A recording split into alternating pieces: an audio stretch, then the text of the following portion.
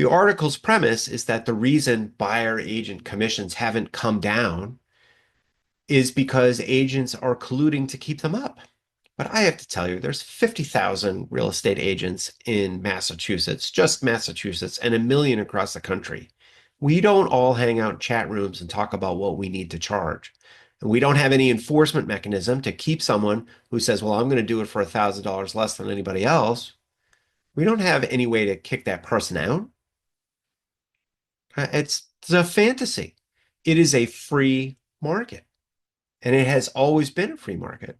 So the problem here is that there's two problems. I think the article fails to realize that the most obvious reason buyer agents are still getting paid is because buyers value buyer agents' advice. Uh, They value the service that is being provided. But the other piece of it is simply that buyer agency can't be done on a shoestring budget. I know that I know it doesn't look very hard, but it turns out that in order to develop the experience and the knowledge, in order to really help people navigate the market, whether it be the pandemic market, which was extraordinarily difficult, even for very good agents after the housing crash. I mean, sellers often had to wait a year to get their house sold. I know it sounds bananas crazy, but we were telling people that it would take a year. Figuring out how to navigate those markets is what we get paid to do. And it's a knowledge-based thing. It's not a physical thing. It's not that we're out there swinging hammers and stuff. It's just that we have a lot of knowledge about what's working in the current market and where the price levels are at and the kinds of things that you need to do in that various market. And that market is always changing. And if you're not in the market every day, it's very, very difficult for, the average consumer to understand what things are like. Most of the time when I talk with consumers, they feel that however the market was the last time that they bought or sold, it's pretty much going to work the same way this time. A lot of times that's not the case at all. A lot of times it's very different. So, the technology is always changing. The laws don't change very often, but between the technology and the market itself and interest rates and all the different variables that get in there, really the market is kind of a different market almost every year. So every 2 years anyway. And so because of those differences, it's subtle, but where you need to be and how you need to position, ultimately that's what people pay for. So I think the fact that most people are still happy to pay buyer agents is the reason that commissions haven't fallen. I don't know how many years it's going to have to be before people realize that that is the more likely case. But in the meantime, it's going to be because we're all colluding to keep commissions high, which is, again, it's just impossible. There's 50,000 people and we're not all friends. We all don't hang out. And if someone wants to charge $1,000 less or do the job for $10 a house, nobody can stop them. I mean, I don't think anyone doing it for $10 a house is going to survive in this business very long because it's way too much work for too little money, right? So at some point, there's a point at which it's not a great job because there's not enough money. And so, I think we'll find that balance. But right now, if you're a buyer and you're out there in this market, you know how hard it is. So the bottom line that this idea of collusion is it's just nonsense. And hi, pardon the interruption. This is Matt Heiser from Vanderbilt Properties. And if you're liking this video and you feel like you're getting some good information out of it, what I'd like to do is create other videos that you can also get good information out of. So please remember to like and subscribe this video. And if you are in the market or you're thinking about buying and selling a house in my area, which includes Massachusetts and Rhode Island, don't forget to watch this video all the way to the end so that you can take advantage of the special offer I am offering folks. So, I in the article that she wrote, she did have an anecdotal story about someone who tried to sell her house in Boulder and apparently it was a very nice house and it was very expensive. It was almost $3 million, which I'm sure seemed is a lot of money in Colorado for a house. And he was very frustrated about how difficult it was to sell his house on his own. Well, I mean, I think the reason why people don't sell their houses on their own is because it's way more difficult than they think.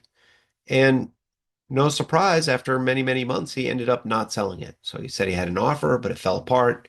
He had really good reasons why that deal didn't stay together. But, my suspicion is that the reason it didn't stay together is because he was unable to navigate when the deal was in trouble, right? And so because he didn't have any advice because he was doing it on his own. He had a hard time finding the right market price. He had a hard time finding multiple bidders in a market where it's very easy to find multiple bidders. He was unable to find multiple bidders, and then his deal fell apart. And I'm sure the reason his deal fell apart was because the buyer ultimately realized he was not getting very good value and figured out a way to terminate the transaction. So at the end of the day, this person did not sell their house, right? So I'm not really sure that that particular story is a really good anecdote and then say that's how it is everywhere, right? So this particular seller was convinced that the local agents were not showing his house simply because he was not offering them a full commission.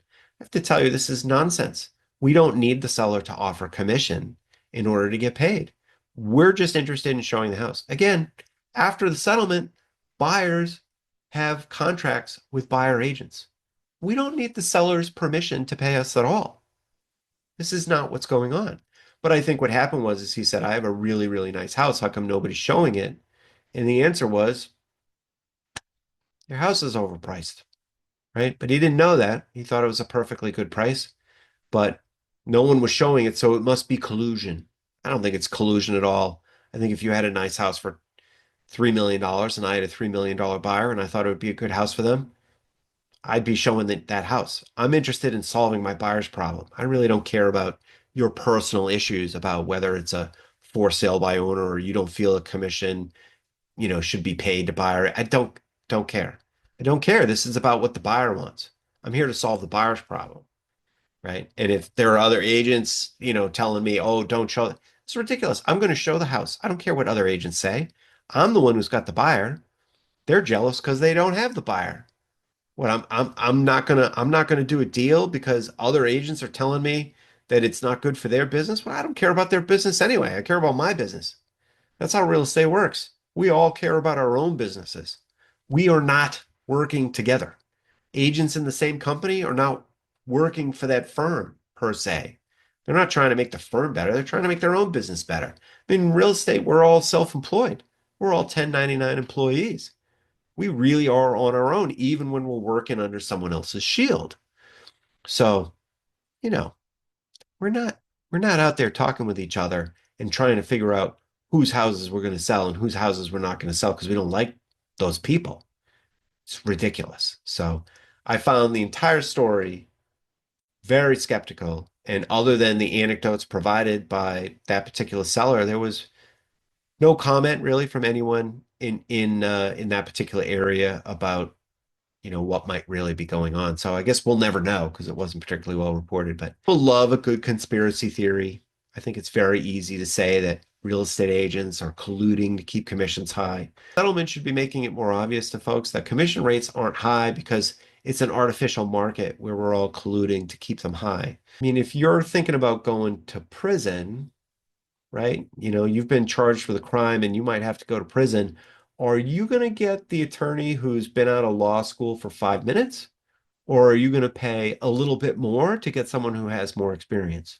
And they're both doing the same job, both filing paperwork, both standing in front of a courtroom and a jury, and they're both lawyers. But one of them is obviously worth more money than the other.